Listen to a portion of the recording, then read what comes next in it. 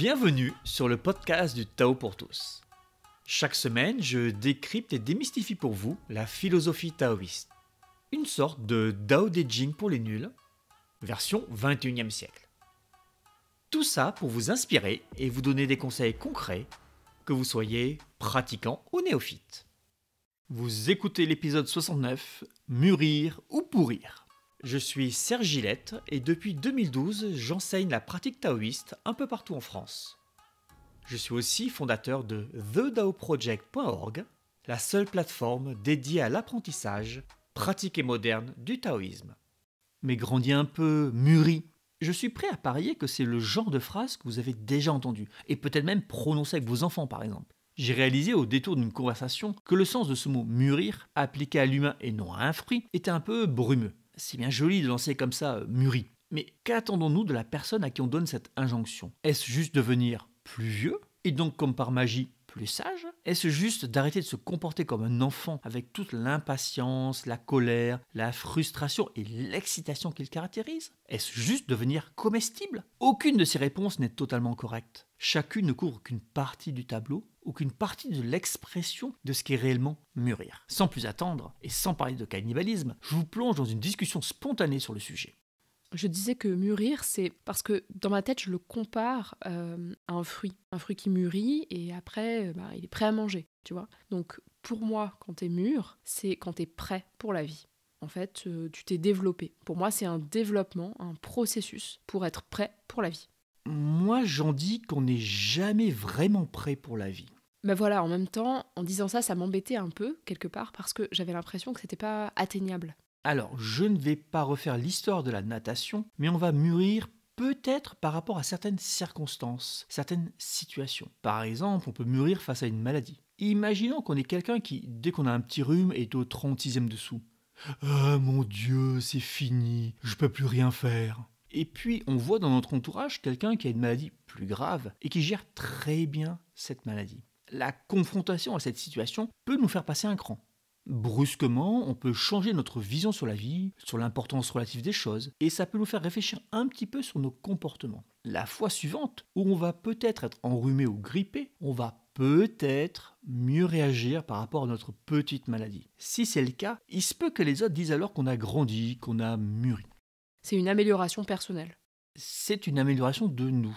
Mais je pense que dans l'esprit des gens, c'est par rapport à, comme tu disais, à un contexte. Donc c'est quelque chose qui est pas très global, mais lié à des circonstances. Donc on va tout le temps continuer à mûrir, si l'environnement nous présente régulièrement de nouvelles situations qui nous dépassent. On est dans un processus qui est de l'ordre de dépasser une situation, ou plus exactement, de dépasser le comportement que l'on va avoir dans une situation. Ouais, c'est plutôt ça.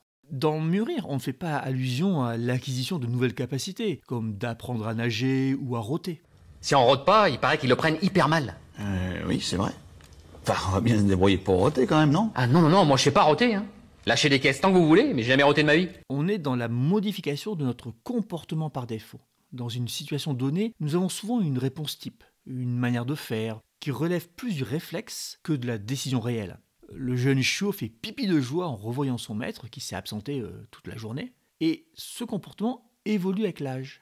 Il n'a pas mieux appris à contrôler sa vessie. Il a juste changé ce mode d'excitation extrême en un plaisir plus sobre et moins salissant. C'est pareil chez les humains. Ce stéréotype est intrinsèquement lié à la situation. Mon meilleur pote fait une blague pourrie, je ris. Quelqu'un que je n'aime pas a un bon mot, je reste de marbre. Mûrir pour les taoïstes, ce ne serait non pas acquérir de nouveaux savoirs, mais plutôt d'enlever des comportements irréfléchis. Mûrir, c'est aller au-delà de ces comportements réducteurs. C'est intéressant, parce que en fait, du coup, nous sommes totalement indépendants des conditions qui sont autour de nous.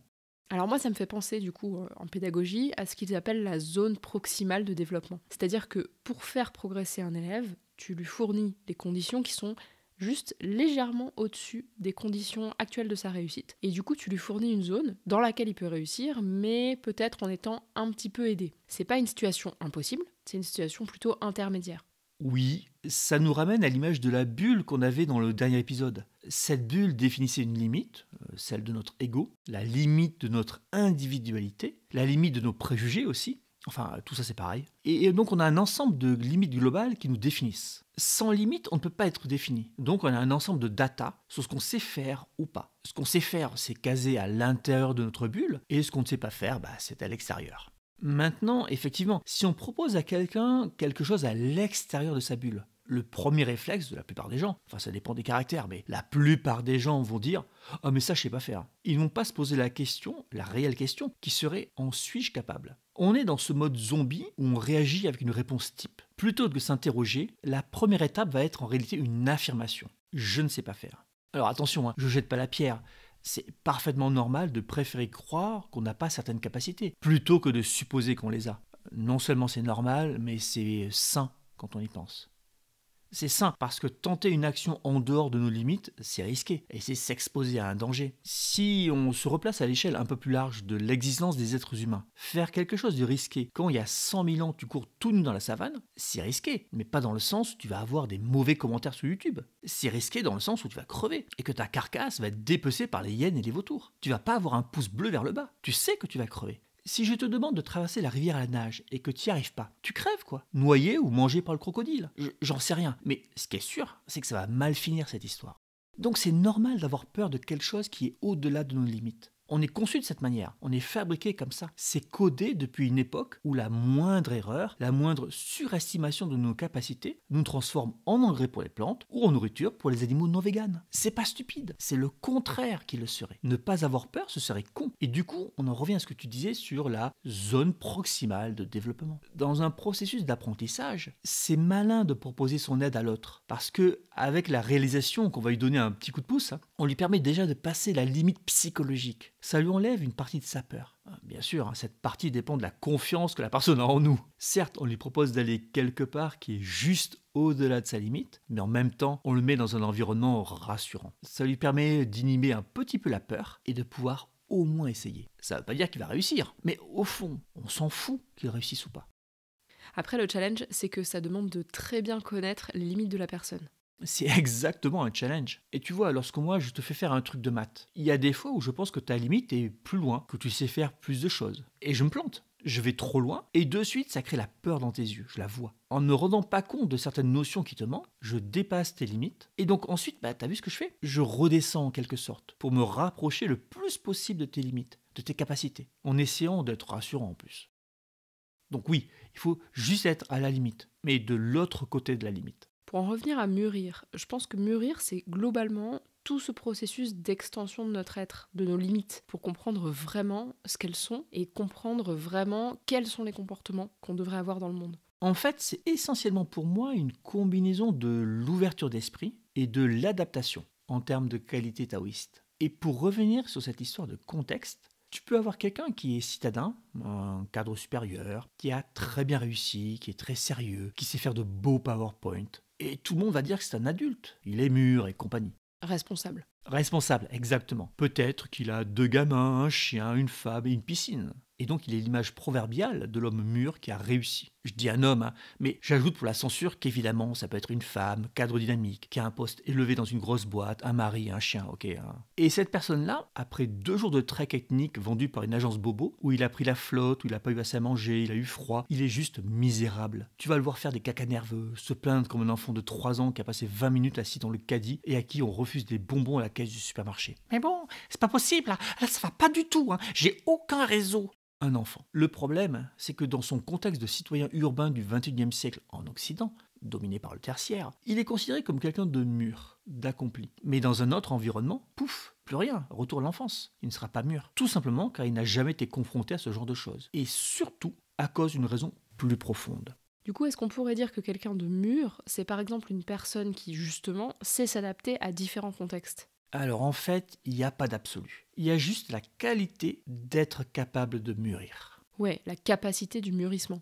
Les contextes, ils sont infinis. Donc on peut jamais dire que tu es mûr. Tu es mûr pour telle chose. À la plage, on va te dire, bon là, t'es mûr pour aller nager jusqu'au radeau. T'es prêt pour. Ouais, c'est ça, c'est toujours contingent en fait. T'es pas prêt en général. Tu es prêt pour faire quelque chose de précis ou dans un domaine donné. Tu as 2 choses. D'abord, l'idée du résultat, soit être prêt pour quelque chose. Mais ce qui est beaucoup plus important, c'est la deuxième chose, cette capacité à se préparer. Et ça, Ça sous-entend, je reviens donc dessus, de l'ouverture d'esprit. Ça sous-entend de se dire, je sais pas le faire, mais est-ce qu'il y a une manière? Est-ce que c'est vraiment impossible? Est-ce que c'est bloqué à vie? Est-ce que c'est irrémédiable donc? Ou est-ce que c'est atteignable? Et si c'est atteignable, comment vais-je faire? Qu'est-ce que je dois faire? Et donc, il y a tout un processus de réflexion sur ses propres limites et éventuellement de changement de ses propres limites. On fait des exercices progressifs et donc la limite change. On accepte qu'elle change donc. On va reprendre l'exemple de la nage. On te dit, non mais là, t'es pas mûr pour aller nager jusqu'au bouée. Ok, donc qu'est-ce que je dois faire pour être mûr pour nager jusqu'au bouée? Déjà, je vais peut-être essayer d'apprendre à flotter. Ensuite, j'essaie d'apprendre à nager le long de la plage. Après, je vais essayer de nager là où j'ai pas pied, pour voir si j'ai peur par exemple. Est-ce que brusquement j'ai peur parce que je sais que je n'ai plus pied? Donc ce que tu es en train de dire, c'est ce qui est intéressant, c'est de considérer le mûrissement, c'est d'accéder au processus et où est-ce que tu mets la limite. Parce que tout à l'heure tu disais, c'est important d'avoir des limites, parce que sinon, c'est dangereux. Comment est-ce que je sais ça? C'est pas comme ça qu'il faut raisonner. C'est pas quelle limite je ne dois pas dépasser. C'est à quelle limite ai-je besoin d'arriver pour, dans le contexte dans lequel je vis, être parfaitement opérationnel. Si je vis par exemple dans une culture de village en bord de mer où l'activité principale c'est la pêche aux huîtres, j'ai intérêt à savoir nager, j'ai intérêt à savoir plonger et descendre à disons 10 mètres sous l'eau, à savoir garder ma respiration, à ne pas avoir peur des poissons ni avoir peur des algues. Si je vis dans une grande ville polluée, ok, si je fais 20 mètres dans la piscine c'est bon quoi, c'est mon niveau, pas besoin de plus donc. C'est toujours par rapport au contexte. On a juste besoin du niveau relatif à notre contexte. En phase avec le monde, en harmonie. Par contre, et ça c'est beaucoup plus important, il faut avoir cette capacité de se développer, donc d'étendre ses limites. Il ne faut pas rester coincé avec l'idée de « Ah je suis juste à ce niveau-là, j'irai pas plus loin ». Non, je n'irai pas plus loin parce que je n'ai pas envie d'aller plus loin. Et ce manque d'envie doit être raisonné, argumenté. On doit reconnaître notre niveau et prendre une action à ce sujet. Il faut le reconnaître, clarté. Et il faut le reconnaître et qu'il y ait une raison. Par exemple, moi je sais pas chanter. Il est évident que si je m'entraînais vraiment beaucoup avec des professeurs très doués, très pédagogues et extrêmement patients, ça c'est important, je pourrais avoir un petit niveau en chant. Et même si je n'entends pas la musique, je pourrais arriver à imiter par simple répétition quelqu'un qui chante. Je ne serai jamais doué, mais je peux y arriver. Maintenant, ça va me demander des heures et des heures de travail pour un résultat médiocre. Certes, je me serais développé, mais est-ce que ce résultat m'intéresse? Est-ce que j'en ai besoin dans ma vie? Clairement pas. Clairement, je m'en fiche, et donc je vais pas le faire. Si maintenant je devais payer au magasin en chanson, et que en fonction de ma chanson on me donne à manger ou pas, peut-être que j'investirais plus de temps. Oui, j'investirais carrément du temps pour apprendre à chanter. Parce que là, ça serait franchement plus important. Il y a un enjeu de survie. Ou de vie confortable. On a juste besoin d'avoir donc les deux choses. D'être au niveau de sa vie, enfin un peu au-dessus avec une marge de manœuvre. Et surtout, on a besoin d'avoir la capacité de changer nos limites. Or, dans la plupart des cas, les gens se cristallisent. C'est-à-dire qu'ils se figent dans un certain niveau et ils se disent là c'est bon, je suis confortable. Et dès qu'on change un tant soit peu les paramètres, ils sont paumés. C'est ce qui se passe quand les gens vont en vacances. Brusquement, on les sort de leur environnement, on les sort des paramètres auxquels ils sont habitués, et c'est le bazar. Ils commencent à paniquer, à se plaindre, mais ça va pas. Ils commencent à comparer avec leur pays d'origine. Ah, chez nous, c'est pas comme ça. Là où je veux en venir, c'est que par mûrir, on entend en réalité d'être prêt pour le monde. Comme il est impossible d'être prêt dans l'absolu pour le monde, il faut à minima être prêt à s'adapter au monde. Il y a un aspect méta alors. Que la plupart des gens ne voient pas. Ils se contentent d'obtenir des compétences spécifiques dans tel ou tel domaine. Ils se contentent d'apprendre, puis d'appliquer les règles relatives à leur environnement, qu'ils soient social, familial ou professionnel. On apprend à ne pas faire de blagues et à utiliser les couleurs de la charte de l'entreprise dans ses PowerPoint.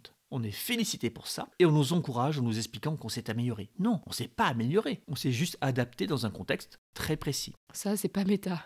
Et non, et c'est le souci. En faisant ça, on est tout le temps dans un mode de réaction, en mode de stress. Si je change d'entreprise demain, je devrais désapprendre certaines règles pour les remplacer par d'autres. Et ce travail sera par essence stressant. Ce qui est plus intéressant, c'est de développer la capacité à être en phase avec les attentes du monde. On est sur un combo entre plusieurs qualités taoïstes.